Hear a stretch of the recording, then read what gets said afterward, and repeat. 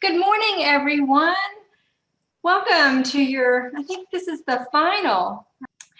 Today's presentation is Data Reconciliation, aligning the ASU Online Census enrollment numbers.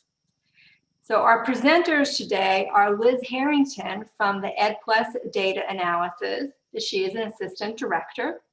We have Austin Stumpf from the Office of University Provost. He's a Planning Analyst and Enrollment Analyst. And Gemma Wallace from EdPlus Data Analysis. She is a Data Analyst.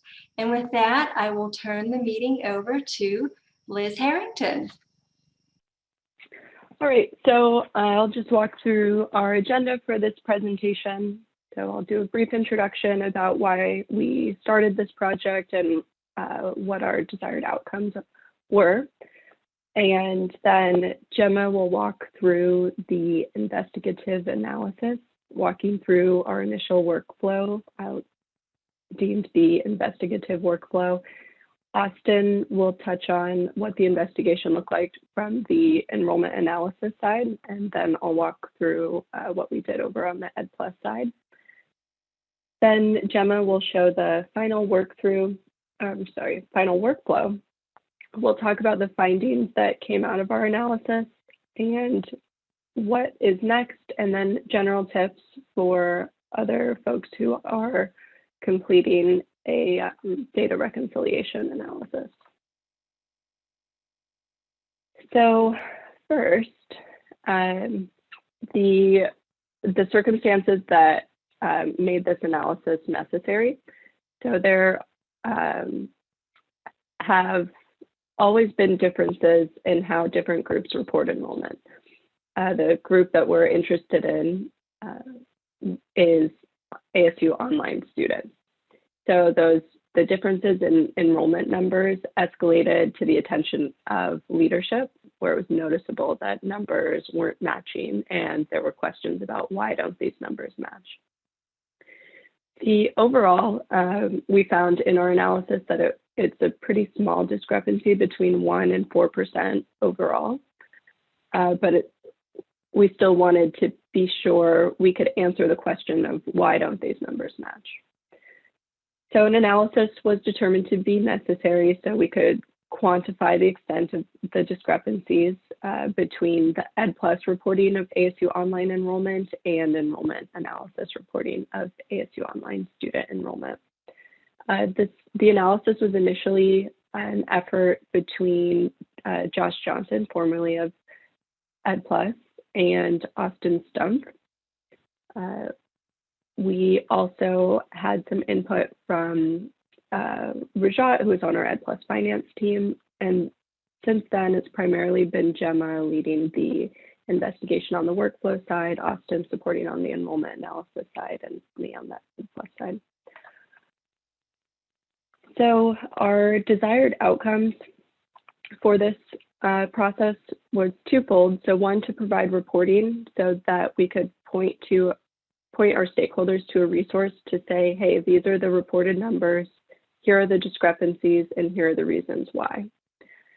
The other piece is providing leadership and those same stakeholders with the data to determine what are the best definitions to use for operations or budgeting or goal setting purposes. So we can say, hey, here are the numbers tied to this definition, here are the numbers tied to this definition, and they can determine what's the best definition to use for their use case.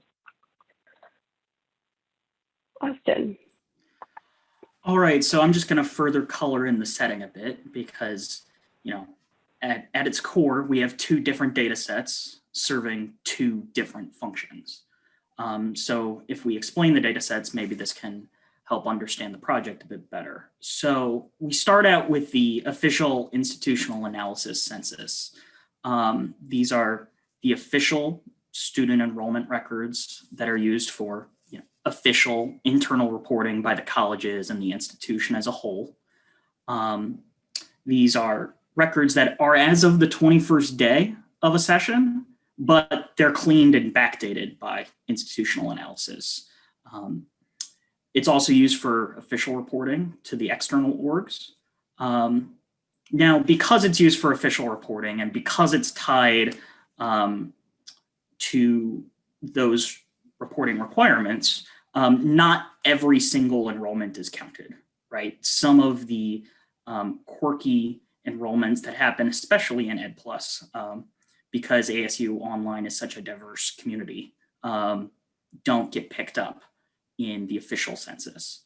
Another distinction is that this is a data set that we all know is curated by institutional analysis, which is not a team that I am on. I am on enrollment analysis.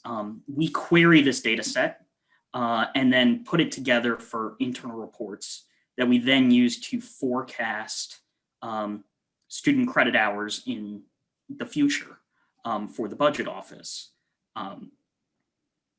Whereas the EdPlus snapshot is a literal point in time 21st day snapshot. There's no cleaning or backdating of fields going on. And this is something that they need, of course, to make informed decisions regarding how much staffing do we need, how much resources do we need, how many actual students are being served right now. So these two data sets serve different purposes. So because of that, they'll never fully align. We'll never have a 100% match. And that's okay. The point is we just want to be able to explain why. With that, I'll turn it over to Gemma.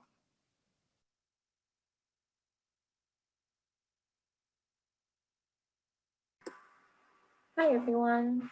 Okay, so I am going to take you through our investigative workflow, which is our working document.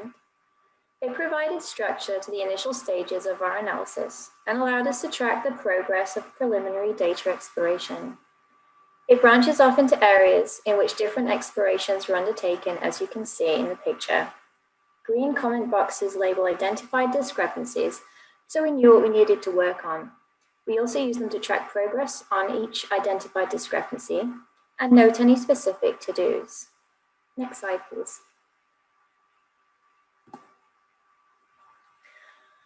As part of this investigation, we were creating observation and reason flags. Observation discrepancy flags identify records with observed discrepancies based on various join conditions. They allow records to be grouped by discrepancy type and therefore allow common attributes to be more easily surfaced and investigated. Reason flags identify reasons for these observed discrepancies. So records may have more than one reason or observation flag associated with them. For example, a record missing from the EA census may have both a 0 credit course reason flag and a dynamic session timing reason flag associated. We deal with reason prioritization in the final workflow. Next slide, please. Here we've got an example of an observed discrepancy flag. So the section pictured on the right there flags unique students who are missing from one or other of the censuses. So this discrepancy was found, if we look at number 1, by uniquing each data set on student ID, and in the top stream there, we have the EdPlus data, and in the bottom stream there, we have the EA data. Then we joined on student ID, and then we flagged the left and right unjoins with those formula tools. The left unjoin, which is the top formula tool there, outputs students who are in the EdPlus census, but not in the EA census. The formula tool at the bottom outputs students who are in the EA census, but not in the EdPlus census. The green box highlights the nature of the discrepancy and what actions we took to investigate and flag reasons for this observed difference. Next slide, please. So here we've got a reason flag example, actually 3 reason flag examples. So using the observed discrepancy flags, we were able to drill down into these record groups and discover why they were appearing in one census but not the other. Austin and Liz are going to go into detail about their discovery process in parts 2 and 3 of this presentation. Once reasons were identified, We needed to flag them, and the logic to do that is shown in this formula tool. To create many of these flags, we had to pull additional fields into the input queries. Next slide, please. So the investigative workflow was useful for exploration, but not for a final product. There are too many tacked on segments that make it messy and inefficient. The final workflow, which is at the bottom here, is arranged in a more ordered and efficient manner. I'll return to the final workflow later in the presentation. Next up is part 2 of this presentation, and I'll pass you over to Austin. Thanks, Gemma.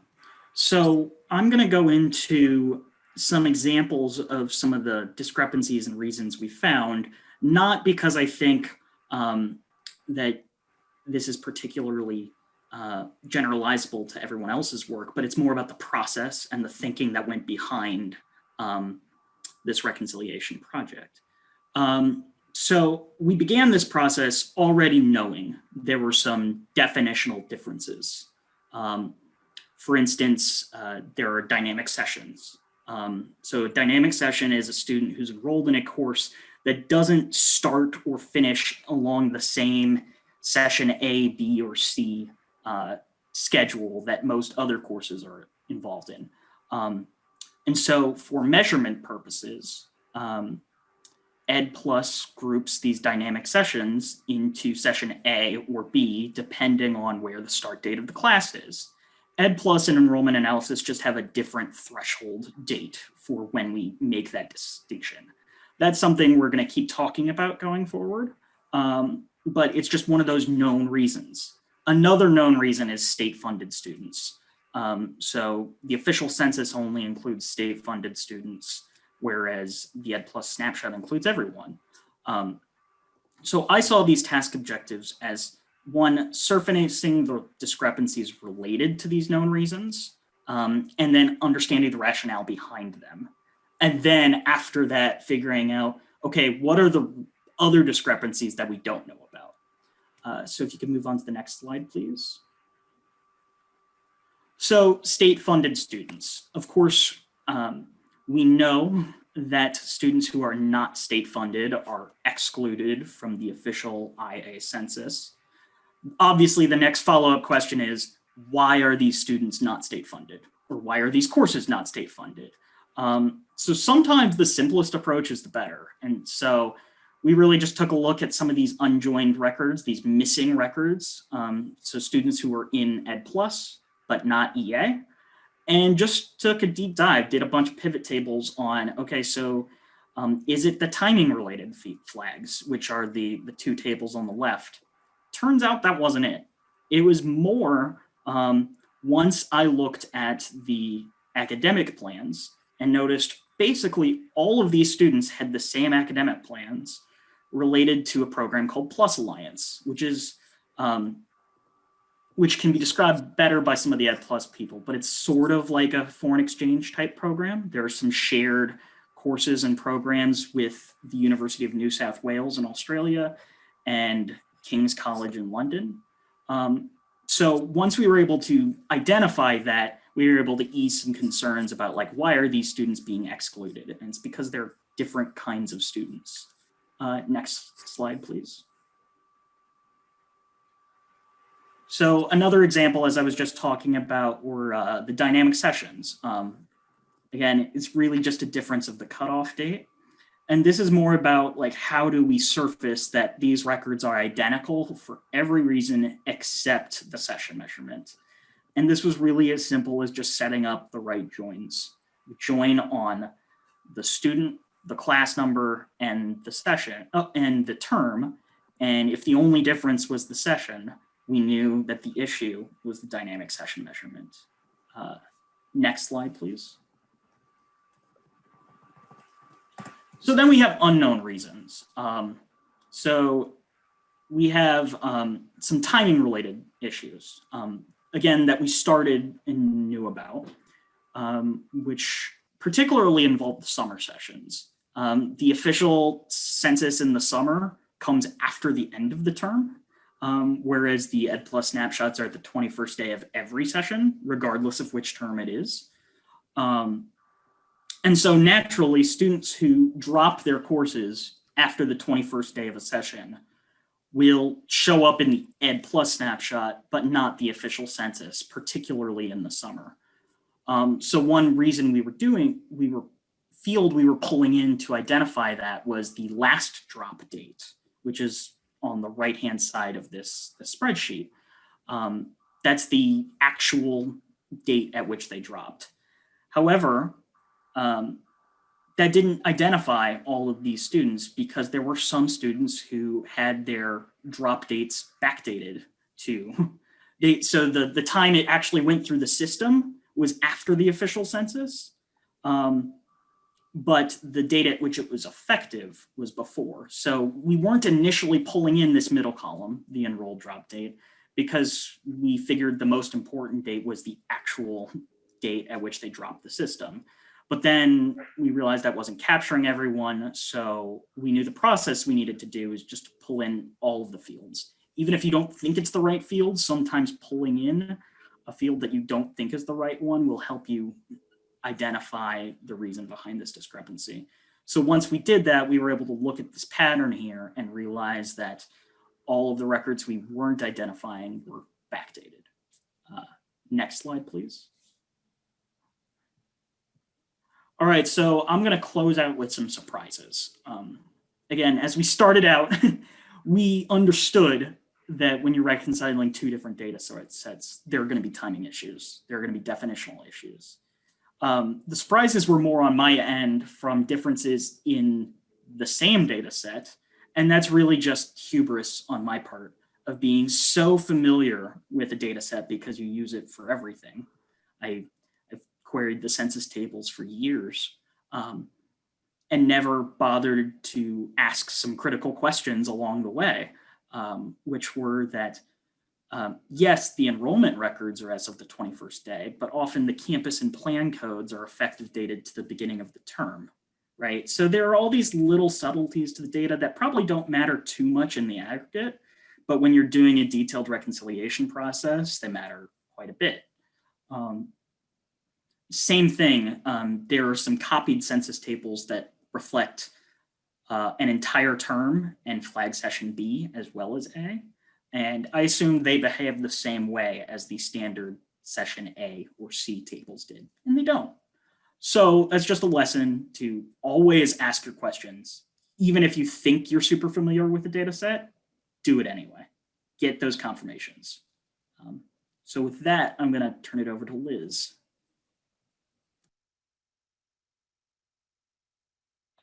Thanks, Austin. So I'm going to talk about the investigation from the EdPlus side. So it was very similar to the process that Austin used. I focused on pulling in all of the enrollment analysis variables into our EdPlus census data set and essentially defining each record twice. So what I mean by that is with our standard data set on the EdPlus side, we had all of the fields we needed to define a student as online, to define them as enrolled at census. And on the enrollment analysis side, they applied pretty much the same filters on the same types of fields, but the source of those fields and the definitions to create those fields are just slightly different than what we used on the EdPlus side. So I pulled in as many of the EA variables as possible, largely with Austin's help, and did just an analysis on the side of, okay, how is this record? I could dive into an individual record put together helpfully by Gemma's investigative workflow, where I could pull out individual records and run them through this expanded data set and say, okay, what is it here? Which field is it that is making this person show up in the EdPlus data set, but not in the enrollment analysis data set? So one example, and I see it's pretty low on the screen here, so I hope you can see it, is the campus field. And Austin mentioned this as well, where on the EdPlus side, we're capturing the student's campus as of the 21st day of the session. On the enrollment analysis side, campus is captured at the beginning of the term. So in order to be included as a census enrolled student, your campus needs to be online in both data sets. That's a requirement.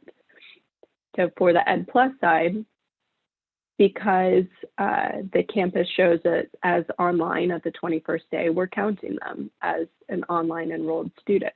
Whereas on the enrollment analysis side, the beginning of term shows that their campus is Tempe, so that student is not included. So that's just an example of one field where the source and definition used to define that field made all the difference in whether or not a particular record was included or not. Some challenges in the investigation process is one is just permissions, and also I should put familiarity with other data sets. So we were working primarily off of CSVs provided by Austin instead of querying the data directly. So that of course creates a bit of a lag because we have to request variables be added to a shared data set, and then join them in and say, oh, actually, that's not doing what I thought it would do. Austin, could you grab this other variable? So there's some back and forth. And then compounded by just the sheer size and complexity of the census enrollment queries and workflows. So our test data set was an entire academic year, which is millions and millions of records. I think now I've got to, maybe not. It's a lot of records and it takes a long time to process. So every time we would make an update to our workflow or query, then you'd kind of settle in for a little bit and wait for your results and then go back, test and develop, repeat. And then another challenge is when there are records that are just missing from the base data set. So I talked about how my initial approach was just to tack on all of the enrollment analysis variables to our existing data set, which primarily works. I joined on the class number, the term session, and the student ID.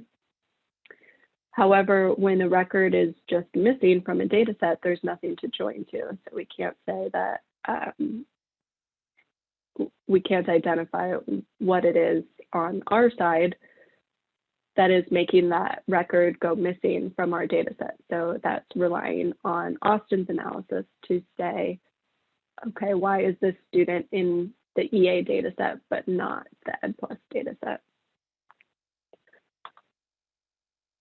So with that, I'll pass it back over to Gemma to talk about the final workflow.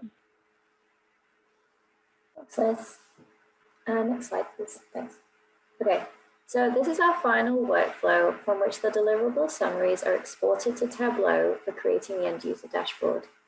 It's divided into 3 sections. So the first section creates the observation and reason flags, as well as the benchmark calculations.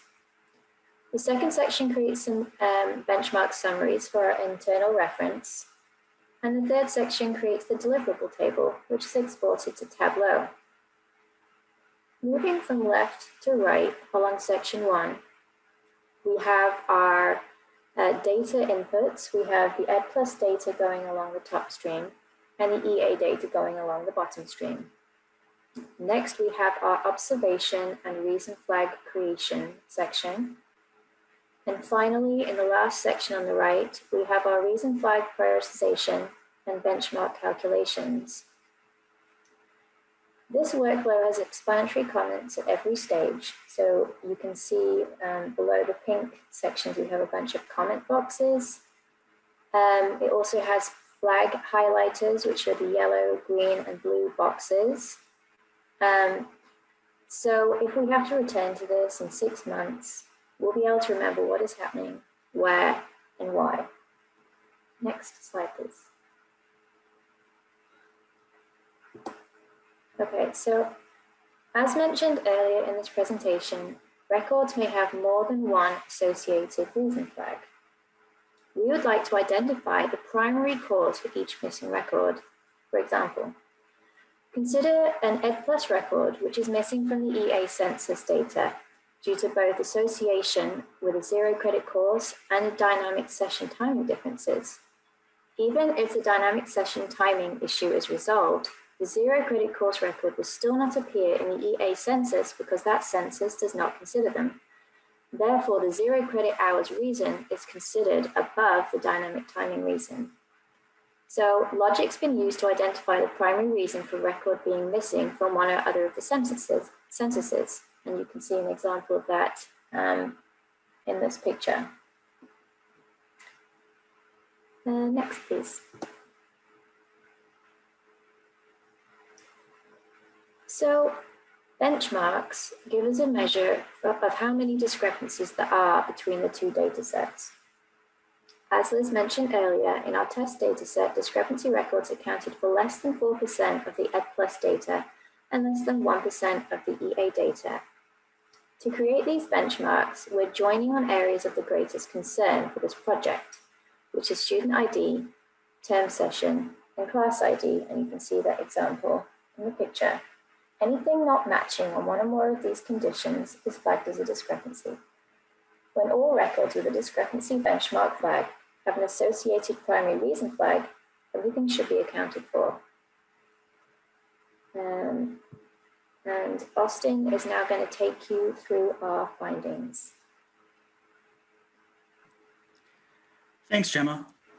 So again, these are just the main reasons and discrepancies we found. So the first few focus on functional differences, right? So in our query, we were excluding all courses with 0 credit hours, things like labs and other things like that, because we're using the query to report on student credit hours and then forecast that SCH going forward for the budget office.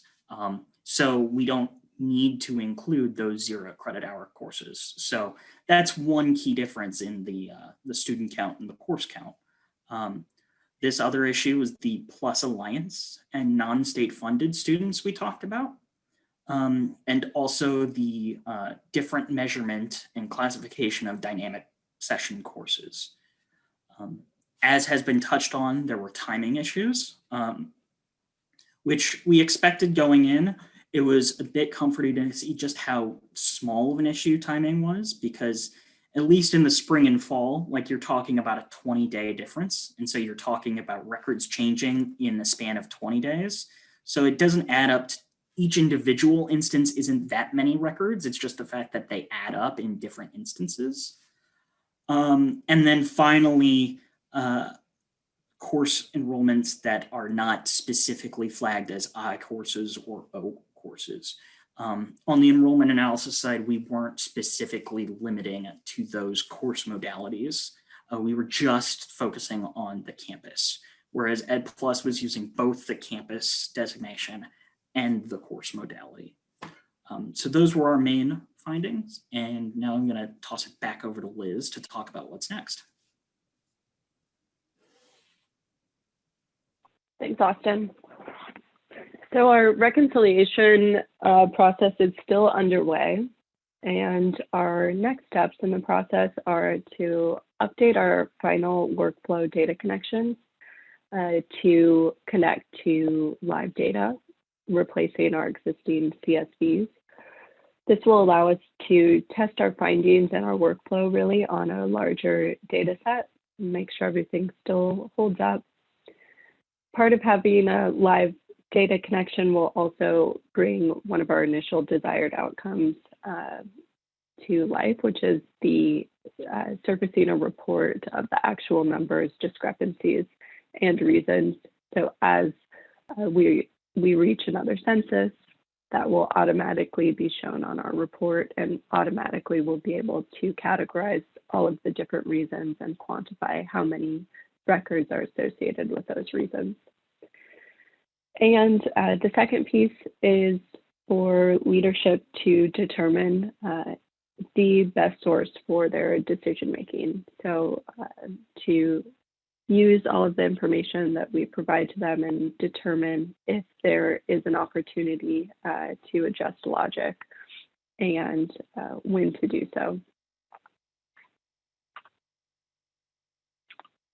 So next up, I think we've got Gemma talking through just some general tips for a reconciliation process. Okay, so these are our tips that we feel are most important based on our experience in this project, and we'd like to pass them on to you. So maybe you can have some clues on how to proceed with your own reconciliation projects. So first thing, identify in advance what areas need investigating. This might seem obvious, but having a clear understanding of what exactly you're trying to accomplish is very important. Point 2, ask questions before making assumptions, even if you're familiar with the data. So this is what Austin emphasized earlier in his section. Point 3, this point's about anticipating what you need in advance to save time during your investigation. So pulling all the fields that are used in the dataset creation logic from each side of the investigation, since it's easier to remove fields that aren't needed than to append additional fields later. Point 4 also touches on Austin's point about making assumptions about the data. So compare sources, calculations, and definitions for common fields. Don't assume that they've been calculated the same way. Point 5, sorry. Use joins on the areas of interest to find records with discrepancies and flag them with observed discrepancy flags. So I showed you this earlier in how we did that. Point 6, use the observed discrepancy flags to drill down into discrepancy data subsets.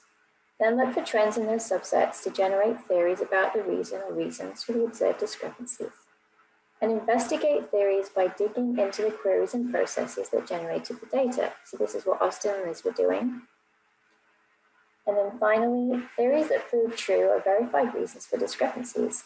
Flag records with reasons to apply, flag records these reasons apply to with reason flags. And that is everything that we have for you for this presentation. If you have any questions. Yes, this is Arlene. We do have a question queued up. So Robin is asking, in regard to the last reason found for discrepancies, EdPlus not counting non-I course / O courses. Can you explain that or give an example? So does this mean that online campus students can take an immersion course somehow?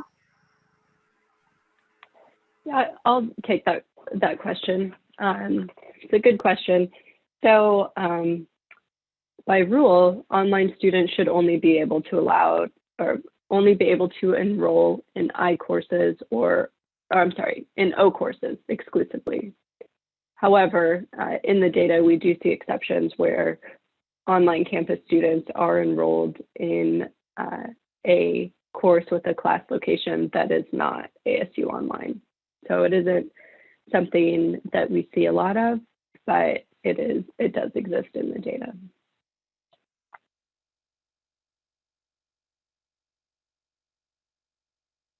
Are there any more questions? Next one from Aaron. Do you capture a snapshot of session B data on the 21st day of session B? And are there two data sets combined when doing this analysis?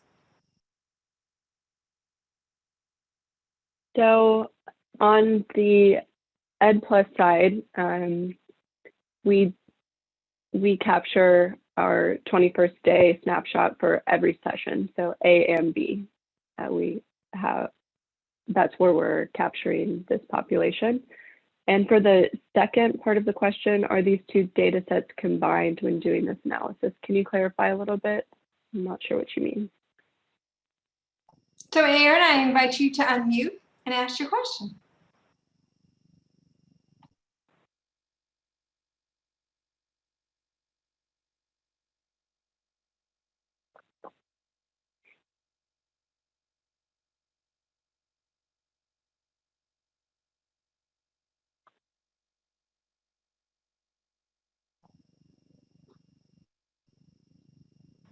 Oh, she typed it in.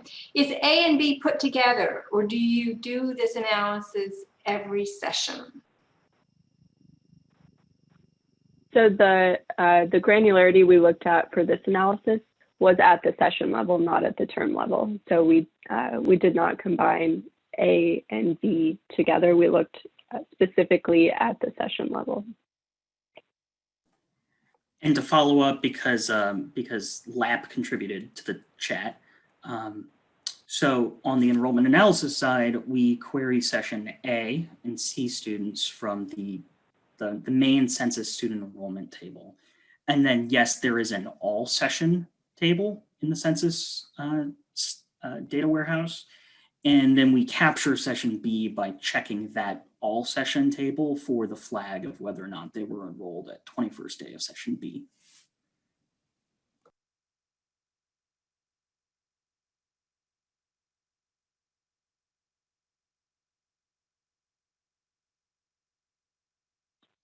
Robin, I see your question here. How many joins can effectively be done to find discrepancies? Is it limitless?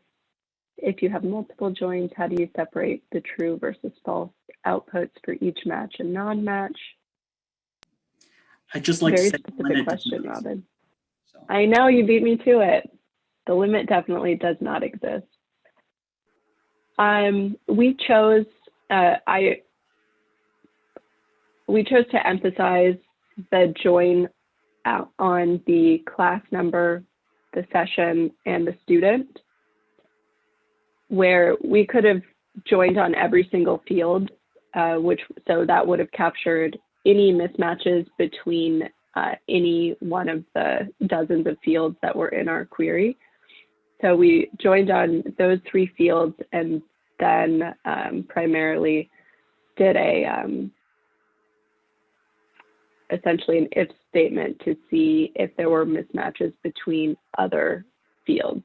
So the primary criteria is, does this enrollment record being defined as a student, term, and class, exist in the other data set?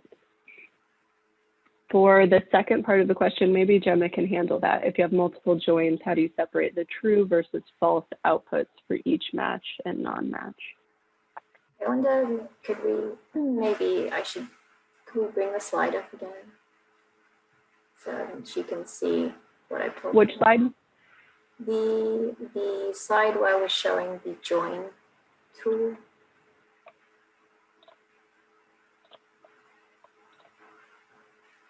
You see the discrepancy slide. Go up a bit. Oh, stop. Go back to the final workflow section. Let me try and find what slide number it is. It's the slide number. It's the benchmarking slide in the final workflow. So slide number 24. Yeah, okay. So Robin, so as you can see here, this discrepancy is being determined by this first join tool. And as Liz mentioned, the areas of interest that we're doing the join on is the student ID, term, session, and class number. So anything that joins from the 2 censuses based on these conditions are matching.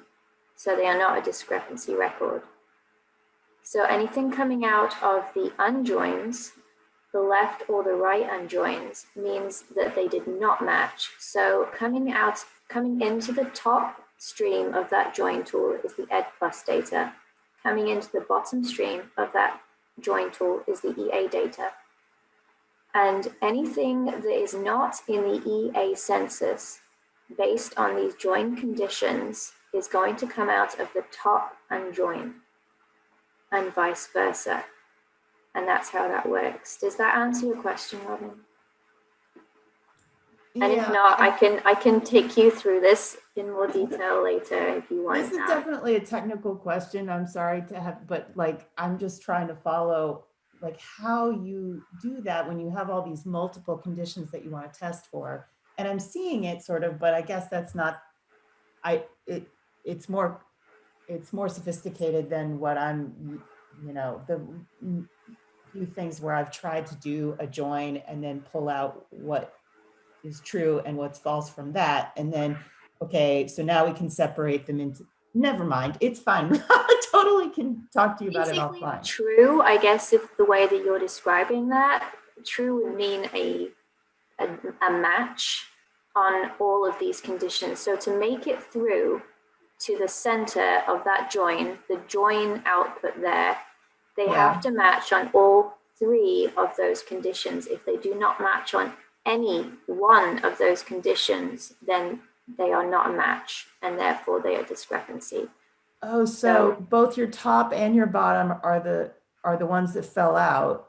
Yes. So coming out of the top in that left unjoin and going into that top formula tool are all of the records in the EP, in the EdPlus census data set that did not match the EA data set on either student ID or term session or class number. So it only has to fail in one of these conditions to be a discrepancy. And that's because the left side is the EA side and the right is the EP? At the top is the EdPlus data, the bottom is the EA data. So anything that is not matching to the EA data will fall out of the top, the left unjoin for the EdPlus data. Okay. Yeah, so if it's coming in the top stream, if it doesn't match, it will come out of the top unjoin. If it's coming in the bottom stream and it doesn't match, it will fall out of the bottom unjoin, if that makes sense. I'm not sure if I'm explaining that incredibly well. No, thank you. I won't take any more time. Thank you. I do want to piggyback off of that for just a minute, though. If we can go 2 slides before this slide. I do think Gemma was able to really helpfully orient the process in this final workflow directionally. So from this section 1 from left to right is a progression of different issues and flags. But if you notice, there's a vertical point at the L, right, where we're going from up to down. Those are different join conditions from Gemma testing different additional dimensions on which we could add more conditions to the join. And so this kind of helped by positioning it in the right place, it helped us keep track over the different things the workflow was doing.